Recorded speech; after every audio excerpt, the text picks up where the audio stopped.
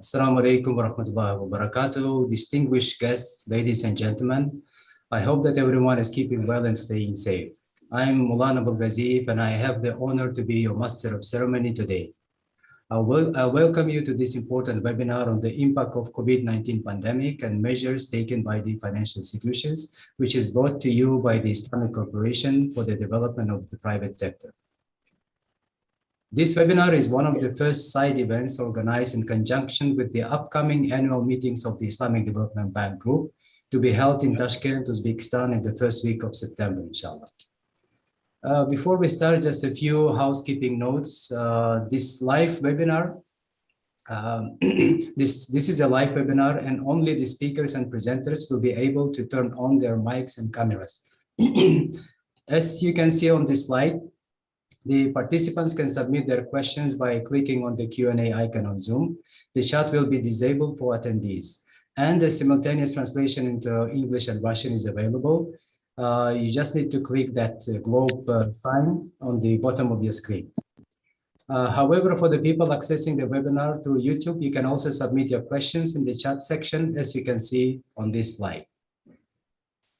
So today's webinar will be consists of two parts. The first one is the opening keynote address by Mr. Ayman Sijini, the Chief Executive Officer of ICD, followed by a corporate presentation by Mr. Askar Baymuldin about ICD and its response to the COVID outbreak, and presentations by our partners from Uzbekistan, Mr. Umid John Hakimov from Asia Alliance Bank and Mr. Muhammad Fayuz Ibadov from Trust Bank. This webinar will explore and discuss impact of the COVID-19 pandemic on the financial institutions and measures taken by them to overcome the negative impact of the pandemic, including regulatory measures of the government and central banks. It will also showcase the response and restore actions introduced by ICD to support private sector development in its member countries, including Uzbekistan. We are thrilled to know that more than 160 participants who registered and attending in both Zoom and YouTube streaming rooms, including development institutions, banks, investment and private equity companies, and key government and corporate sector representatives. To start off, I have the honor of inviting Mr. Ayman Sijini, the Chief Executive Officer of ICD, to deliver a keynote speech. The stage is yours, Mr. Sijini. Thank you very much. Your Excellencies, distinguished delegates, ladies and gentlemen, Bismillah ar-Rahman ar-Rahim, Assalamu alaikum, and very good morning to all. On behalf of the Islamic Corporation for the Development of the Private Sector, ICD, the private sector arm of the Islamic Development Bank Group, ISDB Group, I would like to extend my warm welcome to all participants gathered today for this webinar. Today's webinar topic is particularly interesting as it allows us the opportunity to take stocks of how global financial institutions, FI, weather the COVID-19 pandemic with their swift, determined, and bold action, where we can focus more on what are the lessons learned. To recap, G20 reform that were put in place following the financial crisis of 2008 meant that core part of the global financial system entered the pandemic in a more resilient state compared to the global financial crisis. For example, large FIs hold more capital, have more liquidity, and are less leveraged, which allowed them to cushion rather than amplify the macroeconomic shock. In addition, a wide set of monetary, fiscal, regulatory, and supervisory measures helped mitigate all these impacts of COVID-19 pandemic on the global financial system. Reflecting country-specific circumstances and needs, national authorities broadly use the flexibility within the international standards to support financing to the real economy, allowing FIs to continue to lend. Particularly, central banks across the globe played a significant role in providing support in different forms and different channels. Regulatory and supervisory measures encourage banks to use available buffers to support lending and to free up resources and elevate operational burden. This includes easing some of capital liquidity requirement, imposing dividend distribution restrictions, implementing payment moratories, programmings, and so on. While capital market experienced several disruptions during the peak of March 2020 turmoil, policy intervention by securities regulators restored markets functions. Meanwhile, fiscal authorities provided significant support to the company and households to shield them from the effect of the pandemic and to maintain credit supply, inshallah. Today's panel discussion will confidently cover more of these in details. Ladies and gentlemen, among other things, precautionary lockdown measures also put to the test contingency plans of FIs. FIs successfully invoked business continuity plans and adopted work from home arrangement at short notice. Notwithstanding new challenges, FIs have generally been able to continue operations in this mode for a much longer period than expected. The pandemic has also accelerated the digital transformation for FIs, as well as a spurred fintech innovation, with most countries in the world experienced a lockdown period. Banks and FIs that still heavily relied on branches to operate were forced to roll out digital tools and innovation revolutions such as mobile and internet banking. Other aspects, including the digitalization of internal processes and the development of data analytics, for example, also gained importance as a result of the crisis. Distinguished guests, to support ICD member countries during this pandemic, ICD earmarked $250 million to aid SMEs and the private sector. ICD is committed to channeling much needed liquidity to the local FIs in member countries, mainly in the form of short to medium-term financing instruments to enable them to support their clients, which are primarily SMEs. In addition, ICD has extended some relief in payment terms or rescheduling or restructuring of the facilities were deemed necessary. My colleagues will elaborate further on this point. ICD also put further efforts to digitalization and fintech solution for its ultimate clients and beneficiaries. One of these solutions is the Bridge platform, which aims to connect 119 local and regional financial institutions from a wide range of member countries. The solutions aim at bringing better cross-selling, cross-border investments, and having a wide network and collaboration among those institutions. Without further ado, I now invite our moderator to take over and lead today's panel. I hope all of you will find this discussion insightful. Thank you again for being here today, and I look forward to the engaging discussions and gaining fresh perspective from our esteemed speakers. Wassalamu alaikum wa rahmatullahi wa barakatuh. Thank you. Thank you very much, Mr. Sijeni. And truly, the digital transformation and the use of technology has been picking up greatly across the globe, and in many of our member countries, we've been witnessing that drive, and hopefully it will be developed further. And I'm hoping that we're going to discuss further and elaborate on this when it comes to discussion with the panelists. Thank you. Thank you. Next up, we would like to show you a short video about ICD and its products. Can you please share the video? Thank you.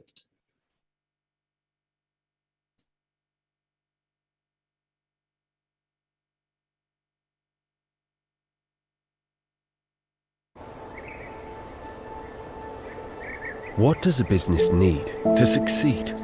It needs strong leadership, clear goals, industry expertise, and financial stability. Together, these elements can contribute to your business's success, growth, prosperity, and longevity. With a heritage of helping businesses to thrive, ICD can support you. As part of the Islamic Development Bank Group, ICD provides access to finance. We've spent more than 20 years powering positive economic transformation across our member countries. Our vision is for sustained economic and social growth and prosperity across all of our member countries. And we support that vision by offering financial security, long-lasting partnership, deep expertise, and complete trust, so we can develop your projects and your expertise. Through our diverse range of Islamic finance products, such as line of finance, term and equity finance, your business will enjoy new opportunities. You can receive funding for existing and new projects, gain access to technical expertise and valuable training, and contribute meaningfully to your sustainable development goals by creating new jobs. Our support even extends beyond finance, with advisory services, debt capital market development, Sukuk issuance support, and expert guidance. Plus, our online platform, The Bridge, opens new horizons to our network and connects financial institutions who are ready to do business beyond their borders. Whatever eligible sector you work in, we can help you build a strong foundation on which to grow, so you can move forward to achieve your ambitions.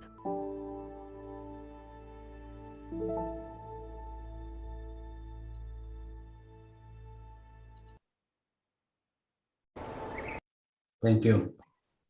Thank you very much. And now I would like to invite Mr. Askar Baymuldin, who is the Principal Investment Officer at the FI Financing and Guarantees Division of ICD. He's going to take us through the corporate presentation about ICD, shed some more light and provide more details on its strategy, the products, achievements, and importantly, the response to the COVID-19 pandemic outbreak. Please, Brother Askar, the stage is yours. Thank you, Brother Ulan. Assalamu alaikum wa rahmatullahi wa barakatuh. Dear esteemed participants and guests of this webinar. Next slide, please. Next, please. ICD is a private sector arm of the Islamic Development Bank Group. The other members of the Islamic Development Bank Group are the Islamic Corporation for Insurance of Investments and Export Credits, International Islamic Trade Finance Corporation, and Islamic Research and Training Institute. ICD was established in 1999 and has authorized capital of $4 billion. Our corporation enjoys an investment grade rating of A2 by Moody's, A+ by Fitch, and A- by S&P.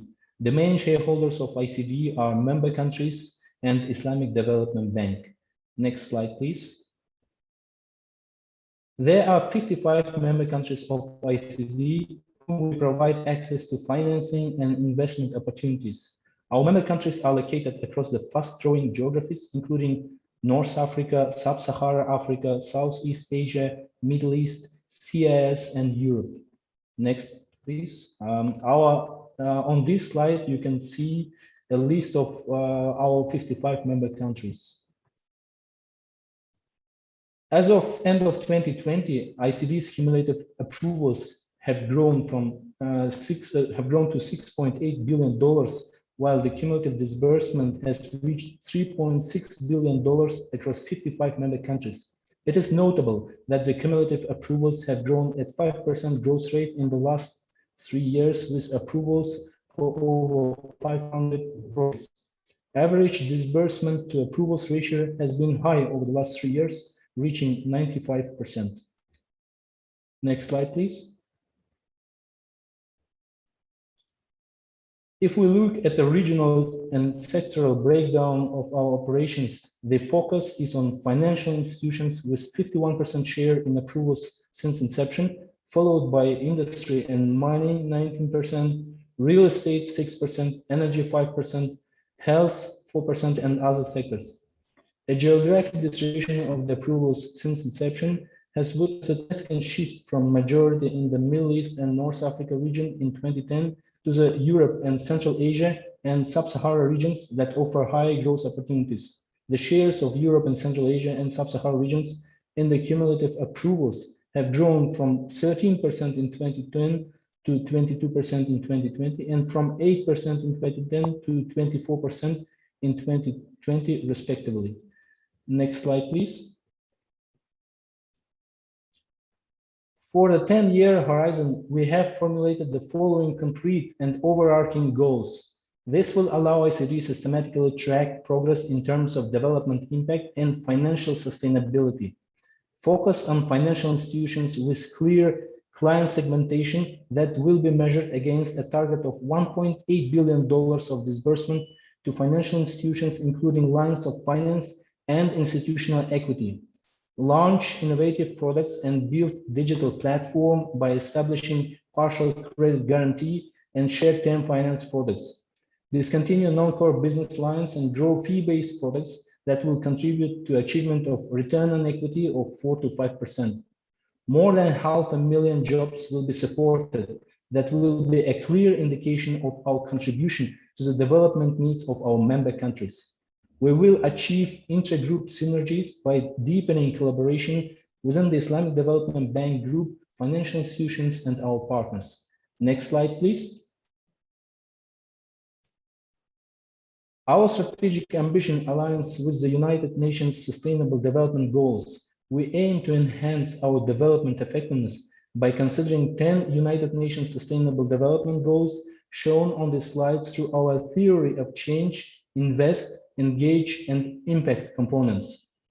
The invest component of the theory of change will allow us directly or indirectly target the SDGs through investment in the real economy of our member countries. The engage component will focus on improving an enabling environment and facilitate interaction between key stakeholders, while the impact component will help achieve indirect impact in selected SDGs based on investment and engagement. Ultimately, the theory of change will drive us in achieving our strategic targets of supporting more than 500,000 of new jobs, almost 100,000 of micro, small, and medium-sized enterprises funded, and 1 million of people provided with access to Islamic finance. Next slide, please. Our comprehensive market approach is well equipped to deliver on our strategic ambition and achieve our goal to become the key enabler of private sector development in our 55 member countries. We envision serving market needs in our member countries through 3 ways to market. First one is direct to financial institutions. Through our direct to FI approach, we aim at equipping our FI clients with the right products and services, as well as support them in building required capabilities to position them as key enablers for their local private sector markets. Second one is indirect via FIs and third parties. We engage directly with the private sector via our FI network, as well as third parties like investors, family offices, fund managers. This market approach strives for joint development impact in the private sector by providing products and services to stimulate private sector funding, services and guarantees, mobilize private sector resources, short-term finance, asset management services, and facilitate high-impact projects. Third one is direct to non-FIs. We build relationships with our non-financial institutions for our Sukuk offering. This way to market aims at complementing our ambitions to strengthen the Islamic finance ecosystem. By interacting directly with corporates and quasi-sovereign clients, we can assist member countries to develop Islamic financial markets in general and support private sector players to access Sharia-compliant funding in particular. Next slide, please. Within the Sukuk market, ICD differentiates itself based on brand, geography, target clients, network, and alignment within the Islamic Development Bank Group. ICD builds on a strong brand within the Islamic finance market. Geographical focus for Sukuk will be on highly competitive and high maturity markets. ICD will serve private sector primarily and collaborate on sovereign issuances with Islamic Development Bank. Next slide, please. We have generated an extensive partnership network of leading multilateral development banks and development finance institutions like OPEC Fund for International Development, Arab Fund for Economic and Social Development, IFC, FMO, Asian Development Bank, African Development Bank, Afrexim Bank, Eurasian Development Bank, and other major international finance institutions. Next slide. Now, I'd like to brief you about ICD's exposure in projects in Uzbekistan. Since inception, we have approved 385 million lines of financing, which have benefited 18 financial institutions, including banks, leasing companies, 250 SMEs projects financed, and more than 5,000 jobs created. Our total portfolio of direct financing in Uzbekistan stands at $55 million approved projects that contributed to 300 jobs created and 7 financed projects. We have established a Sharia-compliant financial institution in Uzbekistan, Taiba Leasing, in 2010, which has resulted so far in $30 million of cumulative financing for 210 projects and more than 1,500 jobs created. Next slide, please.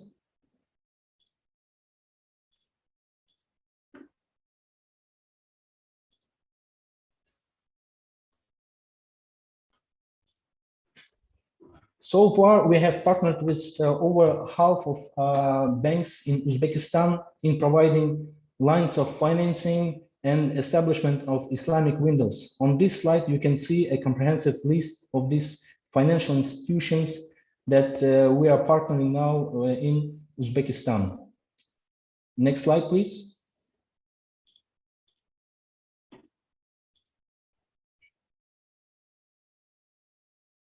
ICD's advisory team has been implementing Islamic windows with the following commercial banks in Uzbekistan, which are also ICD's clients under the lines of financing, offering Capital Bank, Trust Bank, Asia Alliance Bank, Qishloq Qurulush Bank, Agrobank, Ipak Yuli Bank, Halk Bank, Turan Bank, and Orient Finance Bank. Next slide. In July of 2020, the board of directors of ICD approved a $250 million COVID-19 support package, under which $200 million were allocated to lines of finance for financial institutions and private sector affected by the COVID-19 pandemic, while $50 million were allocated to equity investments in Islamic financial institutions and selective industries broadly related to healthcare and food. So far, we have received formal requests amounting to more than $390 million from commercial banks, state-owned banks, regional development financial institutions, and corporates for lines of financing and equity support. In order to deploy the approved COVID package in an efficient way, the management of ICD had initiated and adopted a set of internal measures, procedures specific to the package named a fast-track processing framework. Next slide, please. As of today, $170 million have been approved under the package, including $156 million of 12 lines of financing transactions in Turkey, Burkina Faso, Senegal, Turkmenistan, Uzbekistan, Maldives, Cameroon, and Nigeria, and $14 million as an equity support to the Islamic Bank of Senegal. 2 facilities of almost $36 million were disbursed for 2 banks in Senegal and 1 bank in Burkina Faso. In addition to the new line of financing and equity approvals, ICD has approved rescheduling of 6 line of financing facilities under the COVID-19 support package without additional markup. The pipeline of the projects under processing comprises of $280 million from financial institutions and corporates from over 10 member countries. The clients are private, commercial banks, state-owned banks, and 2 regional DFIs. With this, I'd like to conclude my presentation. Thank you.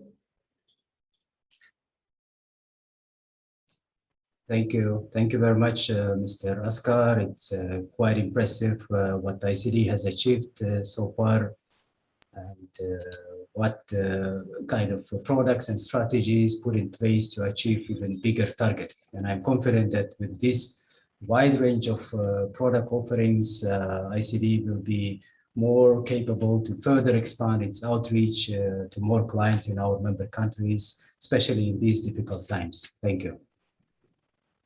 Now, please join me to invite our next presenter, Mr. John Hakimov, who is the first Deputy Chairman of Asia Alliance Bank in Uzbekistan, who is going to talk about his bank's actions to address the COVID-19 outbreak. Mr. Hakimov, screen is yours. Assalamu alaikum wa rahmatullahi wa barakatuh. First of all, I would like to thank ICD for this wonderful event and for opportunity to present our bank and tell about the measures taken from the government side and also from Asia Alliance Bank in order to combat this COVID-19 pandemic. So if we start the presentation, next slide, please. Next one, please. So my presentation consists of two parts. First one is a brief introduction about Asia Alliance Bank, its activity. The next one is the measures about the taken from the, as I said, from government side and the central bank and commercial bank in order to combat with COVID-19 pandemic. The next part belongs to expected support from ICD, let's say both to support SMEs and adoption of on Islamic banking legislation in Uzbekistan. Next one, please. So Asia Alliance Bank is a full-fledged participant of the financial market, successfully operating on the market since 2009. Since its establishment, the bank has been consistently working to expand the scale of its banking operations, strengthen financial sustainability, and maintain its competitive market positions and higher rating indicators. To date, the paid-up share capital of the bank, you may see, is something about $17.8 million. Total capital is $32.2 million. At present, bank services about 12,000 legal entities and more than 270,000 individual accounts through its head office located in Tashkent and other branches located in Samarkand, Bukhara, Karshi, and also in Tashkent City. Our financial reporting was always confirmed by, let's say, Big Four auditing companies. For the last 3 years, it was Deloitte, and you may see that Ernst & Young and PwC were also among that companies who considered and confirmed our financial report. We have an international rating assigned from Moody's side, which is B2. And the good news is that last month, on July 9th, 2021, the outlook of the rating was changed or upgraded from negative to stable. Our main correspondent banks in dollars are Bank of New York Mellon, and we have also euro clearing conducted through European banks like Commerzbank, Unicredit Bank, Landesbank, Baden-Württemberg, UBS Bank. For our neighbor country, Russia, we have Russian settlements conducted through Alfa Bank and Sberbank. We have also some partners working on Asian market like Kukmin Bank and a couple of banks in China, Agricultural Bank of China and Bank of China. Next slide, please. So Uzbekistan announced liberalization of its economy in 2017 and tried to integrate its economy to world economy. Since that period of time, you may say that GDP had a very positive and increasing trend on year-on-year basis. And however, significant drop had happened last year when GDP dropped from 5.2% in 2019 to 1.6% in 2020. So the main reason for that were the downturn of the main trade and investment partners, the fall in tourism revenues, domestic business disruptions, particularly SMEs, the contraction in remittances inflow, and widening fiscal deficit. Next slide, please. So on March 19, 2020, the president signed a very important and first decree on priority measures to mitigate the negative impact of COVID-19 and measures to be taken in order to combat with these measures. The fund, anti-crisis fund, with total amount of 10 trillion or $1 billion was created. You may see that below chart, which describes, let's say, the main articles of expenses under this fund. I would like to draw your attention to some points.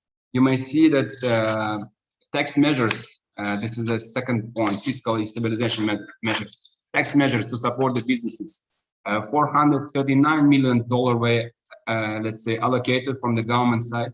This is actually government support local budgets, which were expected to collect approximately this amount of funds from the business. However, due to COVID-19 pandemic, these funds were not received and government supported it.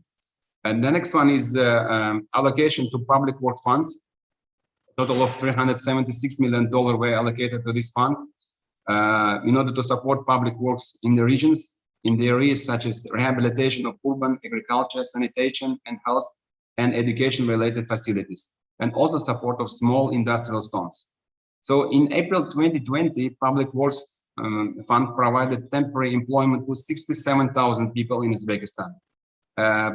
Also continuing to support this fund, government decided to reprioritize let's say, budget expenditures and redirect additionally $600 million to support, let's say, local population through this fund. Also, loan deferments, something about $2 billion, that was mainly provided to large state banks in order to fulfill their obligation on the large investment project financed through, let's say, credit lines of foreign banks. And the main part, also $3 billion, were provided to SMEs in order to, let's say, re-engage into the business. Next slide, please. So on this slide, I just put several decrees which were accepted from our president. You may see that on April 3, government signed, let's say, decree number 5978 on additional measures to support the population, economic sectors, and business entities during the coronavirus pandemic. I will try to just save your time and just provide a brief notes on these decrees. So the decree envisages measures to ensure the stability of all sectors of the economy and to provide support to selected group of entrepreneurs. For example, for a number of goods, the rates of custom duty and excise taxes were zeroed until December 31, 2020. No tax accruals or penalties were imposed to individual entrepreneurs suffered from the lockdown and suspension of their activity. So the order was given to provide interest-free postponement and repayment of taxes to micro SMEs and individual entrepreneurs that suspended their activity or faced a drop of the business on 50%. Then the next one is the accrual and collection of rent payments for the use of state property have been suspended.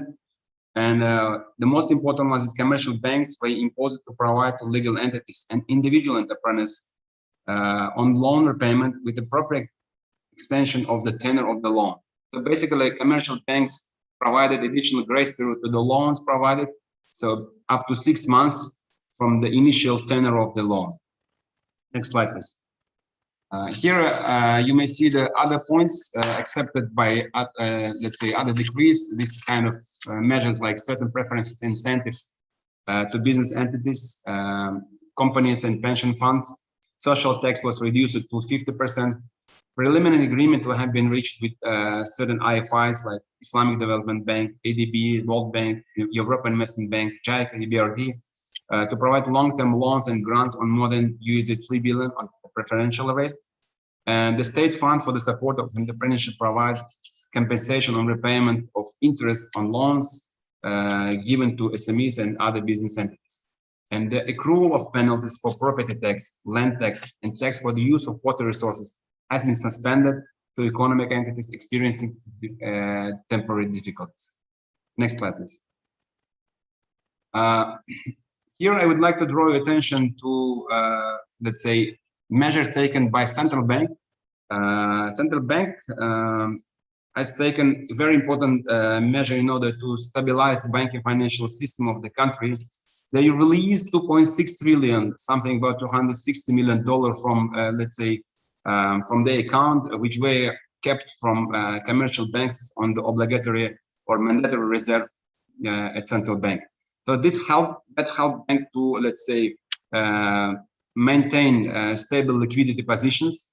And as they were given orders to, let's say, support SMEs, you may see working capital loans on a revolving basis were provided to SMEs. So basically, commercial banks started using these funds in order to, let's say, re-engage SMEs and other clients into the business, and to provide mainly working capitals for their business. So special attention also was paid on remote and digital banking services on non-cash settlements. So you may well know that the government tried to minimize, let's say, hand contacts, and so they push central bank in order to facilitate development of the remote services in order to let people and population get access to, let's say, distant services at commercial bank. And another attention was given to, let's say, financing of the project, which were envisaging creating new jobs and encouraging self-employment. That is basically to, let's say, combat with the poverty alleviation in the country. The next slide, please. So here we can start talking about the measures taken by Asia Alliance Bank. So Asia Alliance Bank took several measures in order to, let's say, first of all, support its own client base. We provided, let's say, or we restructured about 55–60% of our loan portfolio, and we provided additional grace period to our customers up to 6 months until October 1st, 2020. As I mentioned before, we provided working capital loans to enterprises on simplifying forms, so with the less documents required, and on the faster pace, we issued the loans. So deferment in loan repayments for individuals were introduced. The principal repayments were consequently shifted to the following months. And under the request of our clients, we also, Asia Alliance Bank, repaid outstanding based on Murabaha facility agreements in favor of ICD. It was total amount about $1.1 million. And we restructured this financing to our clients, which are now, let's say, successfully repaying these funds to the commercial, let's say, Asia Alliance Bank. And we have concluded cooperation with the State Fund for the Support of Entrepreneurship. I just briefly would like to draw your attention to the fund, which was created under presidential decree in 2017. And the main task of the fund is to provide a guarantee to commercial bank as a collateral for the loans disbursed to SMEs.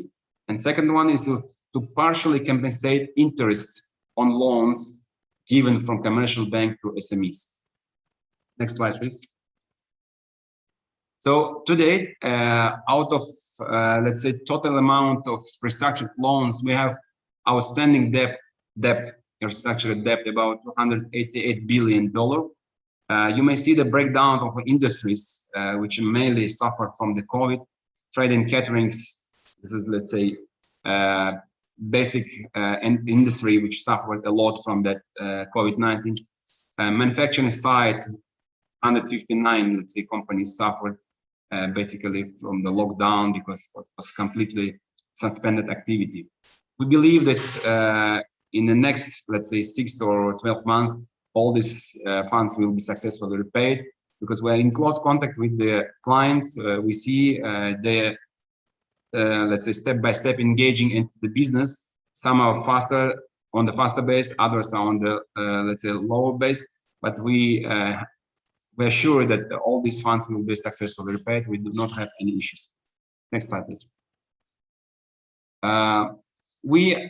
In order to also support, let's say, governments on combating COVID-19 pandemic, we introduced about 210 ATMs over the country that operate on 24/7 basis and installed mainly in all malls and large shops. So out of that, 26 ATMs are basically worked on online convertibility. So for the tourism sector, of course, they had dropped, but the initial idea was to get the opportunity for coming tourists to not to go to the bank, but make online, let's say, conversion of the funds from mainly dollars or euro, from, let's say, dollar euro to, let's say, local currency terms. And 184 ATMs are working to, let's say, withdraw the cash, both on local cards and international cards. Visa, MasterCard are also excellent. So As of now, up to 98% of payment orders coming from the clients received via internet banking.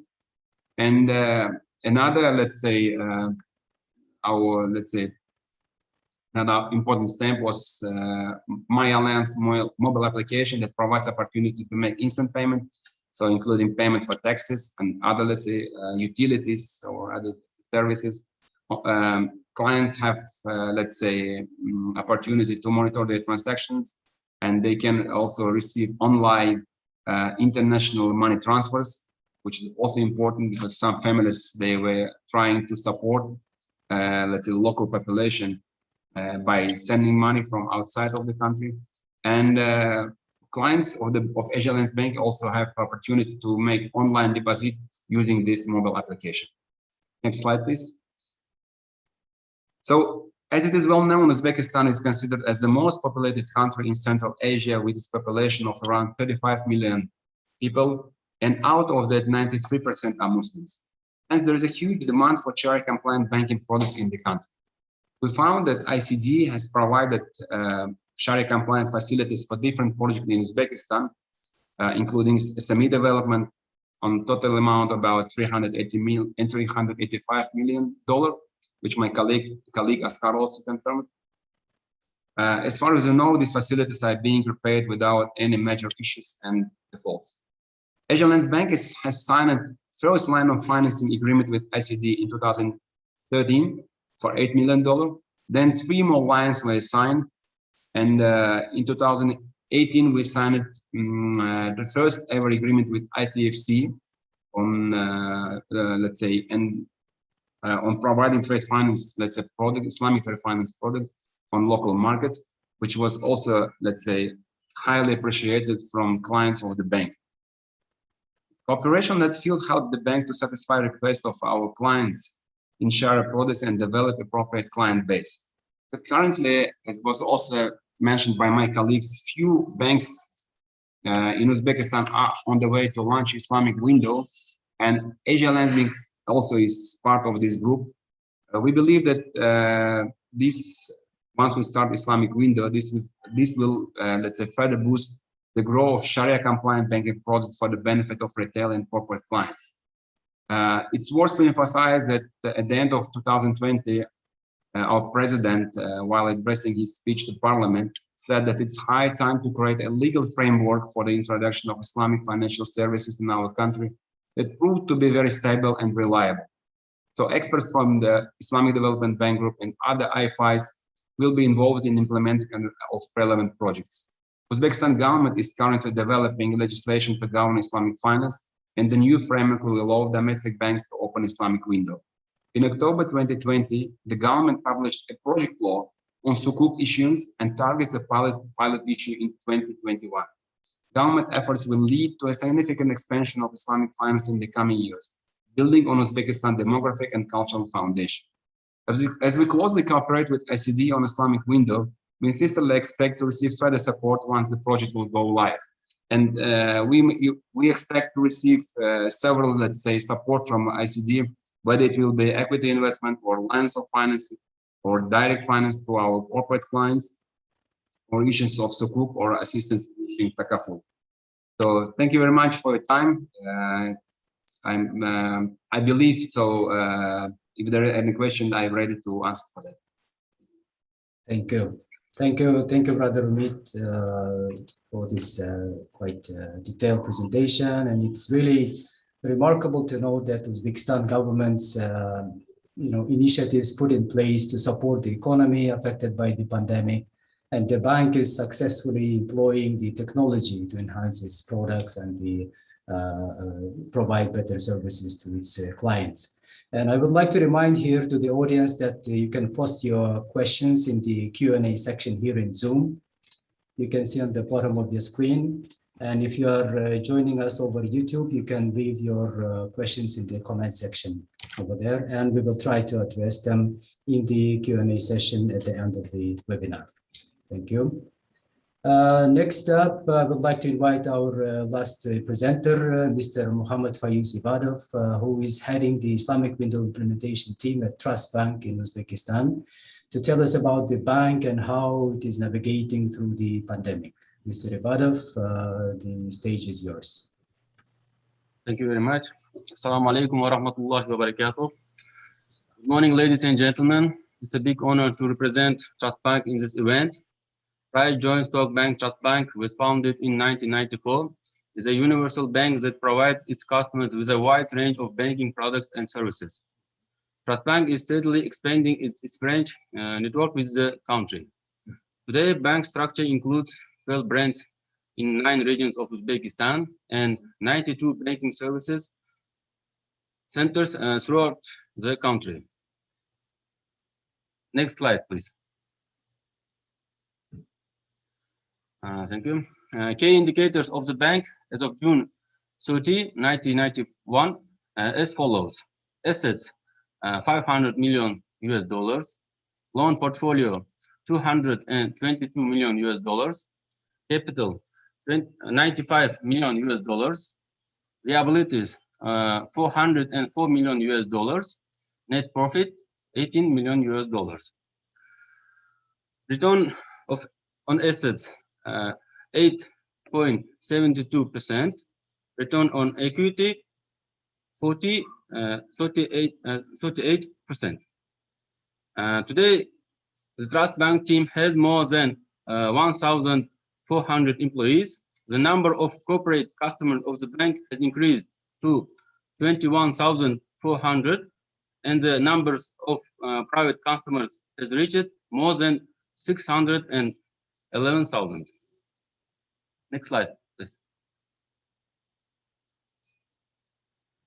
In December 22, the implementation is the international rating agency Fitch Rating confirmed the long-term issuer default rating of Trust Bank at the level of B with the forecast stable. Credit rating of the bank under the national scale of the level USA plus with a forecast positive. Next slide, please.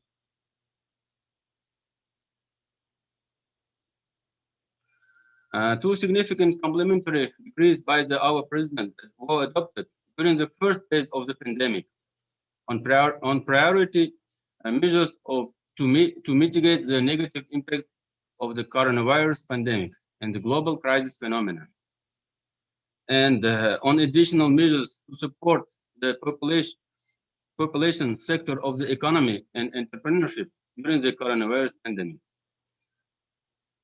The decrees were full-fledged program of measures aimed not only at counteracting the threat and protecting public health, but also the furthering economic recovery and supporting businesses. The decree also provided a comprehensive program to deal with the consequence of the spread and of the coronavirus infection. As a measure to ensure the continued and the stable functioning of the banking and the payment system, the central bank was mandated to provide money market liquidity of the up 1 trillion sums per month by active use of the instruments of monetary policy and uninterrupted ATMs with a sufficient amount of cash, as well as simulating the development of remote banking system. Trust Bank also has granted deferrals on loan repayment of 930 projects totaling 95 million US dollars. Next slide, please. Trust Bank is a donor bank, and thanks to its resource base, it fulfills its obligations to clients in a timely manner. We can also see the dynamics of indicators in recent years are positive. Next slide, please.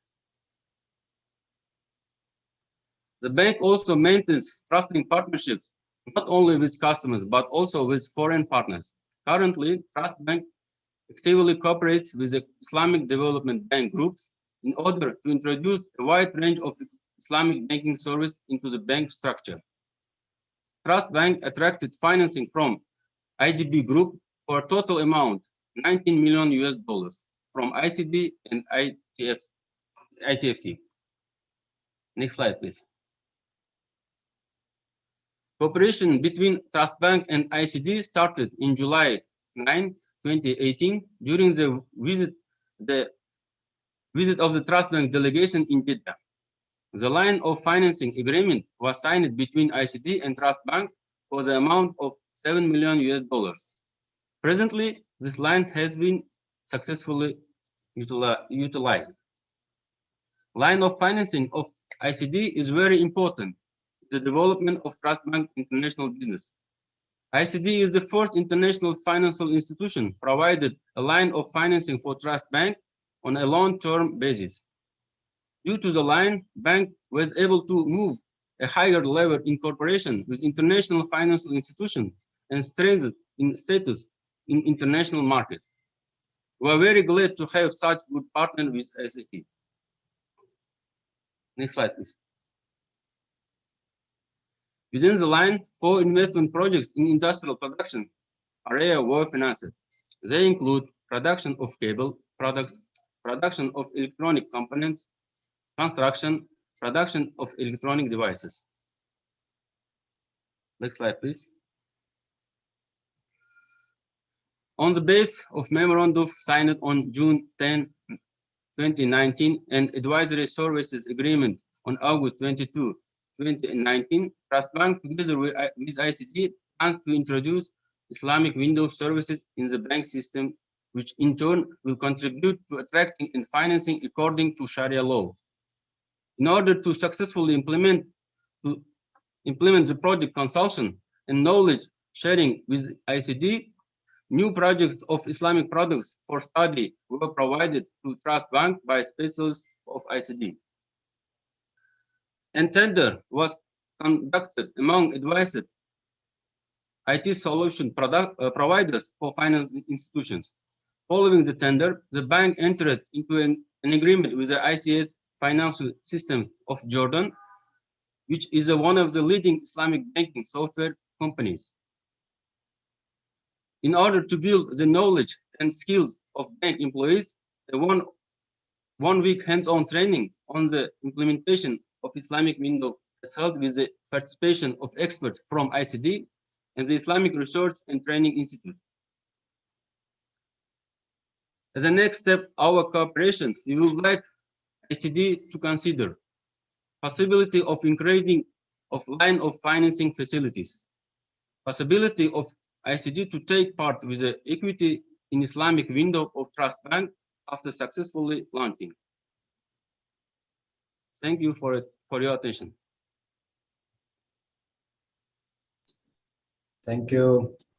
Thank you. Thank you very much, Mr. Muhammad Fayous, for speaking about your bank, your impressive achievements you have done so far, and the actions you have putting in place to overcome the challenges caused by the pandemic outbreak. And it's also impressive. It was impressive to learn from both the Rish Alliance Bank and Trust Bank the progress you have made on the Islamic finance space, on the introduction of the products. And we know that you've been partnering with the members of IDP Group, ICD and ITFC to expand your Islamic financial products to your clients while the legislation and the regulatory framework is being put in place.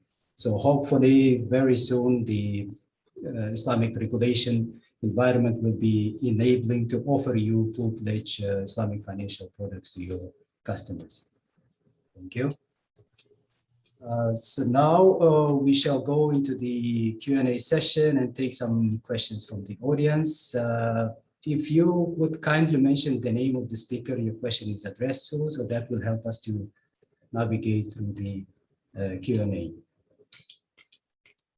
So I can see there were some questions on the ICD's package of COVID support of 250 million.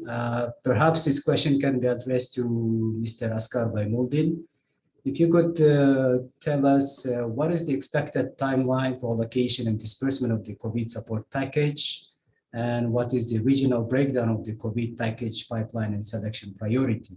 And if you could also elaborate on whether the package of 250 million is sufficient, depending on the demand from our member countries.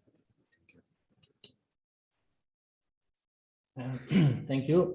This is indeed a very good question. So to answer this question, I'd like to say that given the urgency of the COVID support package and the fast-track approach, the line of financing package is expected to be allocated by end of Q3 of 2021 and disbursed by end of Q1 of 2022.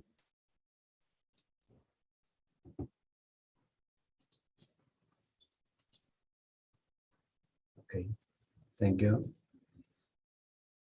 So can you speak about like on the demand side? Do you think that this would be sufficient to really meet the requirements of coming from our private sector clients in our member countries?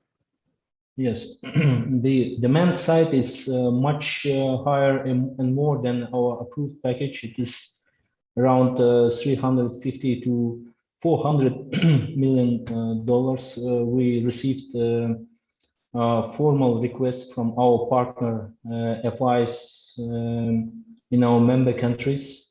So this, to be honest, this approved amount currently is not sufficient to meet the high demand to assist our member countries with COVID-19. And then we potentially we may consider additional lines of financing in the future to meet this high demand. And we are currently working on these new instruments and new facilities that we can offer to our partners in our member countries. Thank you. Thank you.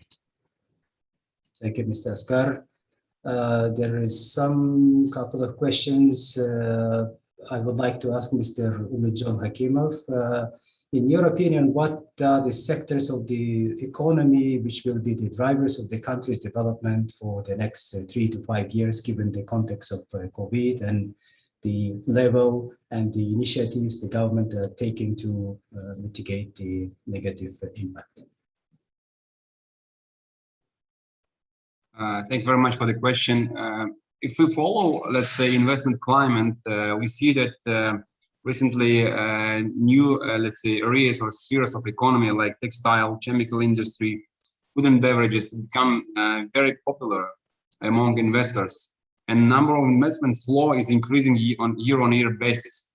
So I believe that for the next 3 to 5 years, these sectors, including, let's say, construction materials, electronic machinery development, will be the main drivers and will contribute mainly to GDP of the country.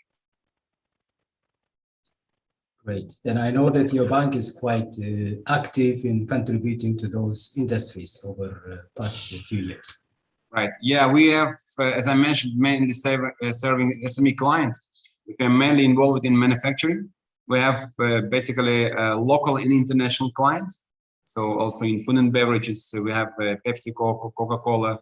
In construction materials, we have a famous Knauf company and other, let's say, companies. We feel that they're expanding their activity. We provide the financing to some of them. For instance, we can, let's say, structured transaction for Knauf, to import equipment under the Hermes. Another line was given to PepsiCo company to, let's say, import a new filling line. And actually, we have, let's say, we're conducting financing of another line for PepsiCo together with Gazprom Bank. This is a syndicated loan on total amount of 10 million euro. So we see the expansion of the business, and we are happy that demand is increasing. The clients are, let's say, happy. They're increasing their turnover. They're importing new equipment, and so as I said, that's going to be bigger contributors to the GDP of the country. Inshallah. Thank you. Okay, there is a question addressed to Mr. Muhammad Fayous. If you could elaborate more on how the pandemic affected the overdue loans and the measures taken by the bank to address. Thank you for your questions. Actually, there has been an increase in problematic loans but these loans are secured by liquid collateral. Right now, we are working on reducing the debt, and the banks work with each client individually.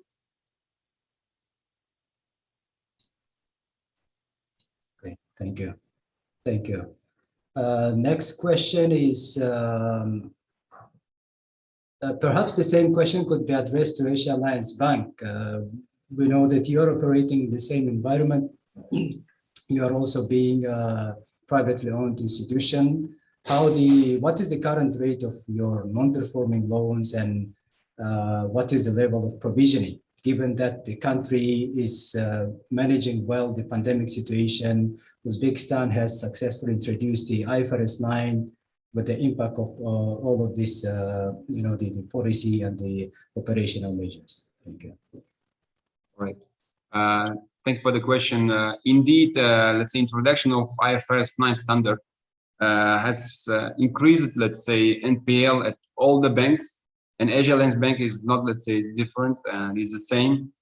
And current level of NPL is about 12%, which is really high, but it doesn't mean that we have a, let's say, bad debts. As per 9 standard, any loans which has, let's say, delay in repayments considered as a, let's say, problem loan. So basically auditors and regulators are pushing to create sufficient amount of provision on that side. As of today, we have a sufficient level of provisions. We have created provision, I think something about 110 billion soon, which is about 6% of our total loan portfolio. And if you compare the last year figure, our NPL in the middle of the year was about 15%, but we, let's say, finalized the year with the 3% NPL, which, let's say, shows that companies are engaging in the business, let's say, and repaying, getting into pace and repaying the loans. So we believe this 12% NPL, which I mentioned, now is not, let's say, the final figure, and end of the year figure will be much more better. And we believe it will be something below 3%. Okay, great. Thank you. I wish you all the best to achieve your targets and manage well this situation. Thank you.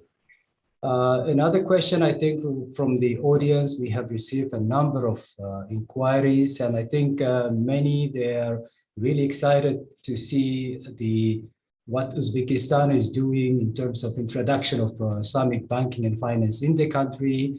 And it's really good to see that a good number of banks, both state-owned banks and privately owned banks, are really eager and progressing to introduce Islamic windows with the support of ICD and other players in the market. So within this context, Brother Muhammad Fayuz, could you please tell us more about the current status of the Islamic window being set up at your bank? In particular, I think the audience is interested, what are the major challenges the bank is facing in introducing Islamic banking, the challenges to raise awareness and spread the knowledge about Islamic banking products among your bank staff, who will be delivering those products to your clients, and among your clients and customers. Thank you. Thank you very much. Thank you for your questions. As I said in my presentation, we are consulting with ICD to introduce Islamic banking, and now we are introducing the software for Islamic banking, and we had trainings for the bank's employees. Also, we have opened a new department for introduction of Islamic banking and the new department for utilization of attracted financing. I also have to mention it, the work being done by Ministry of Investment and Foreign Trade and the Central Bank to amend the legislation. Inshallah, we are waiting for news on this issue very soon. Lack of awareness and understanding of Islamic products, both by the banking industry in general and by the public, is our major challenge.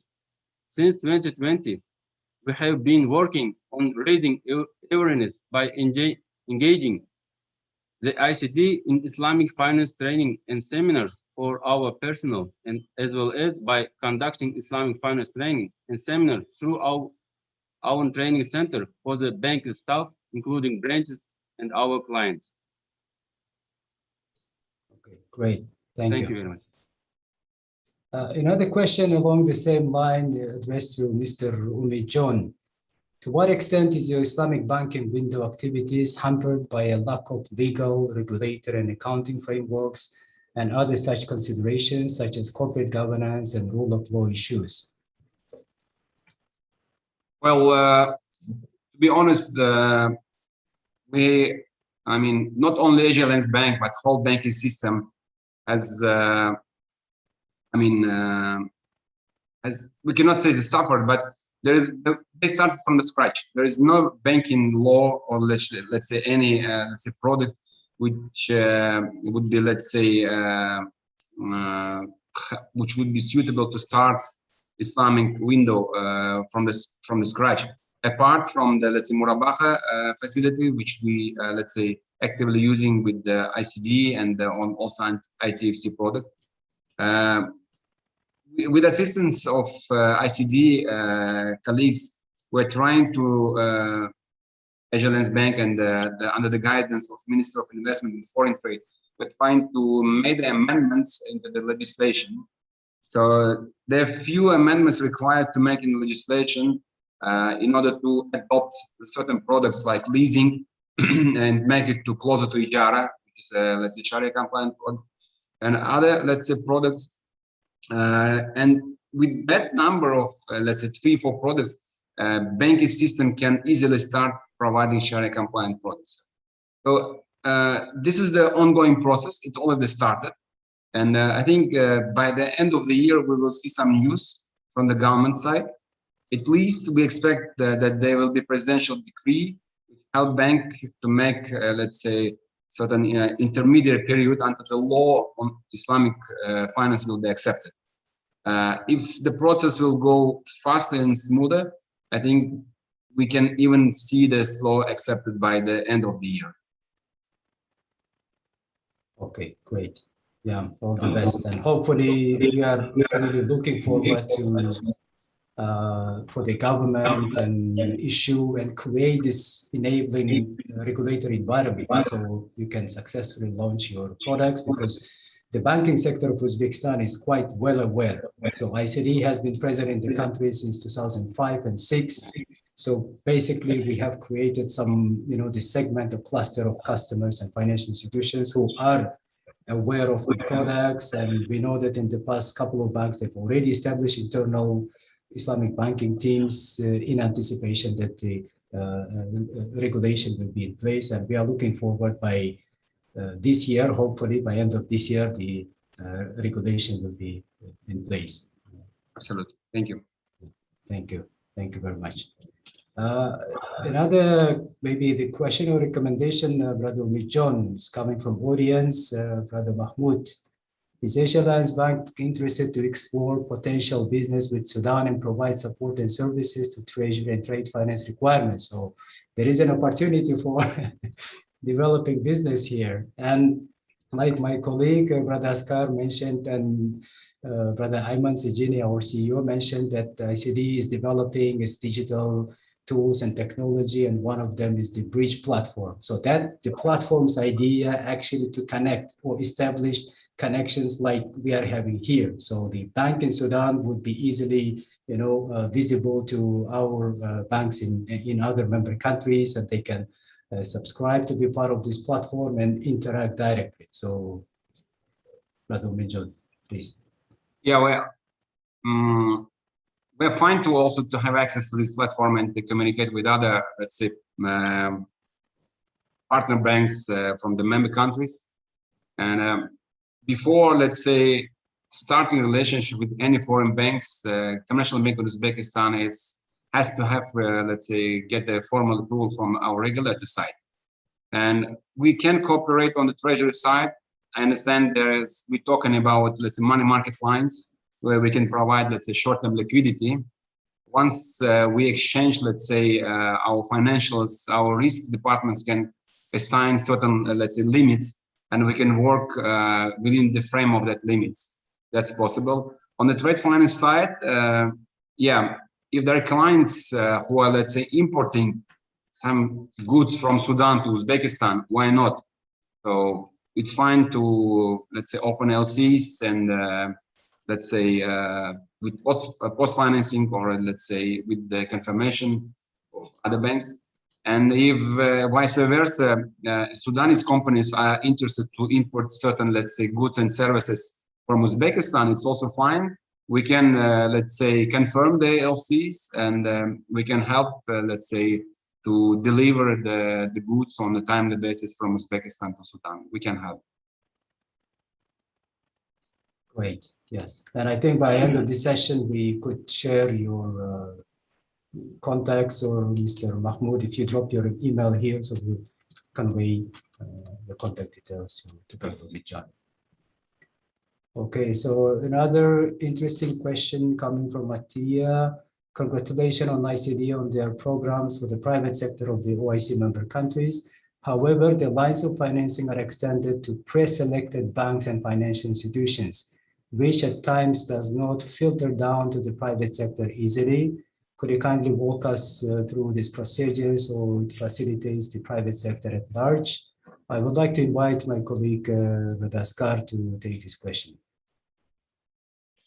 Thank you. This is another very good question, and it's quite comprehensive to answer. Of course, we have our rigorous selection and eligibility criteria, both for the banks and non-bank financial institutions to partner in lines of financing, and also for end clients who benefit from our lines of financing facilities. So there are these so-called eligibility criteria, which are approved by ICD's management board of directors, and we apply them in a selection of banks, non-banks, and clients. When it comes to the benefit in the private sector, I need to note that all our lines of financing facilities are focused and aimed on benefiting private sector entities. This is actually ICD's mission, to develop private sector in our member countries.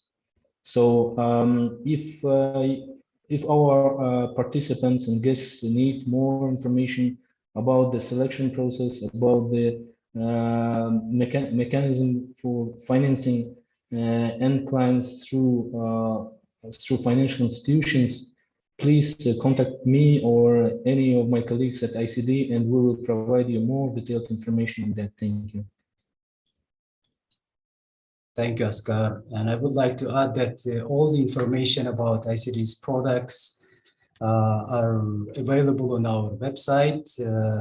You can go over the different description of the products. You can see what are the products offered for financial institutions, debt-based, equity-based, and advisory-based. And there is a dedicated section, what are the requirements to be eligible for line of financing from our member countries. So it's quite detailed. If you need any more information, so we are happy to answer you. Please drop a message to us, and we'll take care of that. Another question is coming from Hafid. Is it allowed for Islamic banks applying COVID-19 measures to request additional commissions when delaying the installments, settlement, or when extending grace periods for 6 months, for example? How did you deal with this question in your institution? Thank you. Indeed, it's a good question. In ICD, we have received some applications for extending or rescheduling the payment schedule for 6 months. Mostly we receive from the countries where the similar initiative has been adopted by their respective governments and central banks. So we can take a case of a number of member countries where on average about 6 to 9 months extension has been given to settle the loans, the deferment of the payments. So ICD actually has also extended such support in line with the support coming from the government and central banks. And in case of ICD, we did not charge any additional commission or penalty for such rescheduling. So that is confirmed, and you might know that as per Sharia rules and Islamic finance principles that we cannot charge any penalties for these payments, and especially in these difficult times, it wasn't really right to charge any commissions or fees. Another question is coming, it's addressed to Brother Umit John. Digital banking is the main trend in the world, especially after lockdowns triggered by COVID. What steps does your bank take towards development of technology and digital tools? Thank you for this interesting question. So indeed, increasing demand for digital services, especially during the pandemic period and the rising competition from different fintech companies and other commercial banks become a trigger for, let's say, our bank to foster development of our digital platform and to increase or to widen the scope of services provided to, let's say, both corporate clients and individuals. At current stage, bank introduced a system of business analytics basing on the Oracle platform that helps us to analyze performance of each and every client, the revenue they generate for the client, and the type of product they use. Basing on that analysis, we try to cross-sell a number of products we, let's say, provide to our clients, and thus to achieve, let's say, higher revenue from that, let's say, clients. Another step is introduction of scoring model, which is actually widely now spreading over the all commercial banks and CRM, both to corporate clients and individuals. And I would like to also mention about our mobile application, Alliance Mobile, which was initially developed in 2016, and now it, let's say, we try to upgrade it and to install additional, let's say, functions to it. The new functions include, let's say, online requests for card issuance, requests for virtual cards, so clients can accept, let's say, provide application for online loans. They can also provide SWIFT transfers. This is basically for, let's say, corporate clients or legal entities.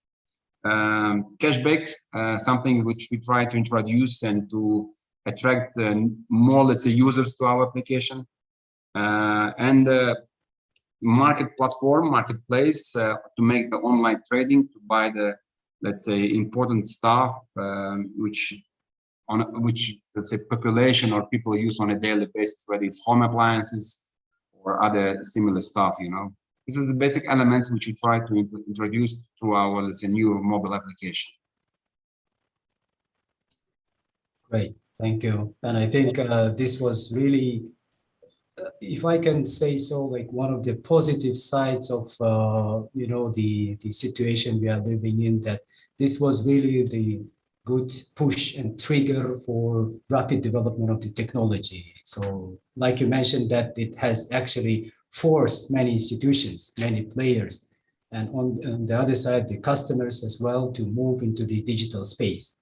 So that was really good push, and I believe that going forward, the world is moving into the more digitalization, more use of technology, and especially we're knowing that globally, the generation who has access and who got used to the use of technology is growing up, and now they are becoming, you know, the entrepreneurs. They are starting their SMEs. They're becoming the customers, and they're becoming the clients of financial institutions and financial systems.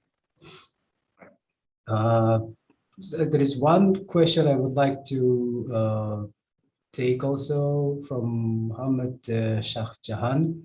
In the banking sector in Bangladesh during the COVID-19 pandemic situation, deposits has been increasing rapidly, but growth of investment and finance are very low, resulting in the surplus of investable fund also increasing rapidly. Banks are losing profitability, particularly Islamic banks. How can they overcome the situation?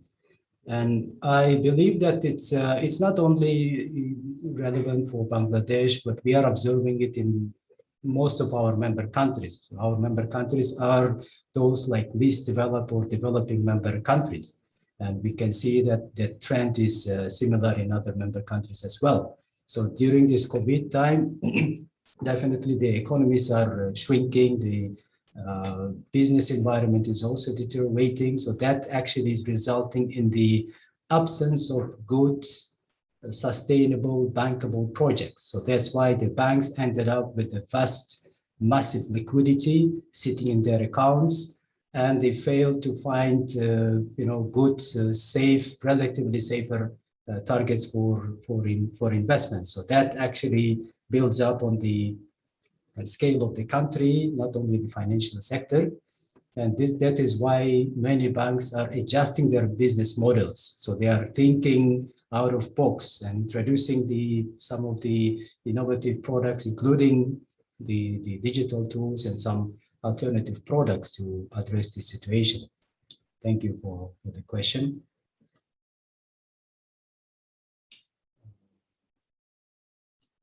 Okay, so another business opportunity, hopefully, how can we establish new line of finance with ICD with competitive pricing for Bangladesh? Please, the Chalikur, reach out to us and we're gonna discuss in more details the opportunity. So with that, ladies and gentlemen, we bring the webinar to close. Once again, we would like to express our heartfelt thanks to all our speakers, organizers, and participants. We will be also sharing the video recording, presentation, and short survey through this email. Now, I would like to invite the attendants for a group photo.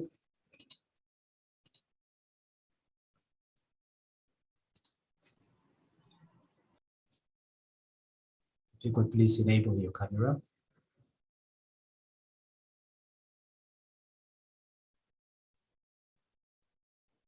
Brother Muhammad Fayus, Diamond.